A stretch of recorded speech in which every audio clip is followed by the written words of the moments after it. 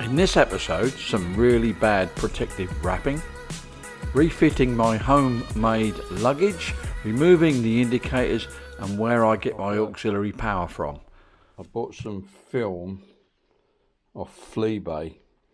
I thought I'd just have a go at putting some over the graphics just to prolong the life a little bit. Usual trick. Have a look on YouTube, see how hard it is to do this. I'm not too fussy, just need to protect graphics a little bit, make them last a little bit longer. I fear lots of swearing is imminent. Well, that's not far out.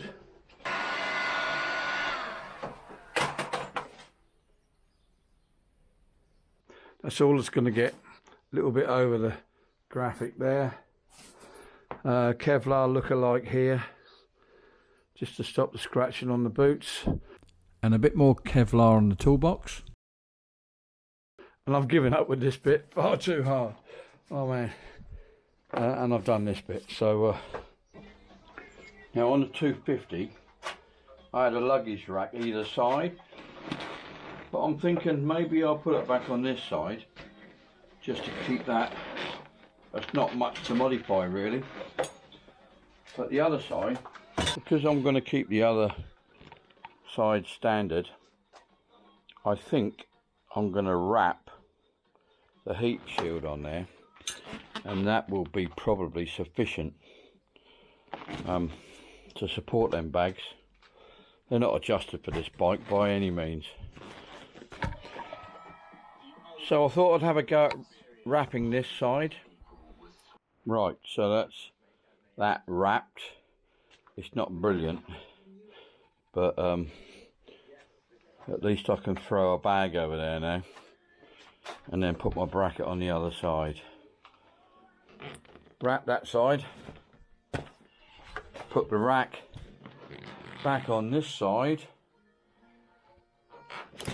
for those occasions when I need to put the luggage on. So, which won't be very often. Next job, I want these indicators off because they don't last long. I'm not going to put little tiny ones on which no one can see. I'd rather use hand signals. I can't accidentally put a left signal on with my hand, can I? I'm not going to bore you by taking everything out one bolt at a time like this. I'll just show you when I get there. It looks slightly different to the 250, so I think you take this screw out and you've got like a rubber fit in here. That's got to come right out, and little clips on the inside. The plugs are the same. Whip them off. Just pull the cable through this little fitting here, so I put it all back together, store it somewhere where I can forget where it is, and repeat for the other side. Looks like you're going to have to put a piece of Gorilla Tape on the inside and the outside, and it will stick to itself, stop the water from coming in. Probably the quickest way to take the indicators off the front would be to take the headlight off. There seems to be 4 Allen screws holding it on. The plugs are in this little sheath, so I'll just pop them out. There we go. This front one's a little bit more fiddly. It's got this big rubber boot over the cable. There we go. Or is it? That can come out.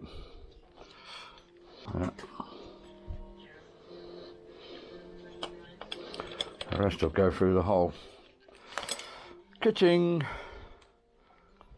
What I'm looking for now, I'm going to run some power up to the dash, if you like, for my cigarette lighter, the cheap Halfords cigarette lighters, so I can run everything on the Garmin's and sat-navs and phones.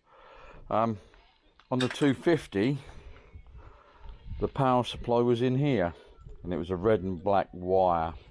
Now I suspect that this here is where I'm going to find it, so we'll just meter that up. I'll see if I can find that red and black wire.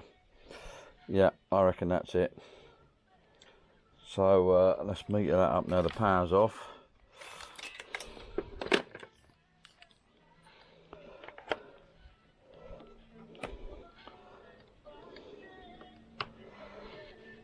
Yep, 0. Let's put the ignition on.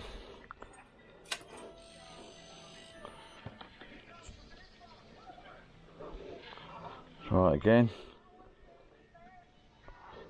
Yeah, so we got live with the ignition on, which is what I want. I don't want to accidentally drain the battery. We've got the earth on the battery, and the live is in this block, the red and black, which I'll connect back in there, tidy all the cables up, and there's a connecting block here where I can put a couple of things in: phone, Garmin, and then waterproof it all. I'll connect this up here, and when I've finished I'll seal it up with self-amalgamating tape. I think the place to put this is in here. It's pretty much similar to my old setup, and start off with a bit of double-sided Gorilla tape. Can't beat a bit of Gorilla tape of all sorts. Put that on there nicely.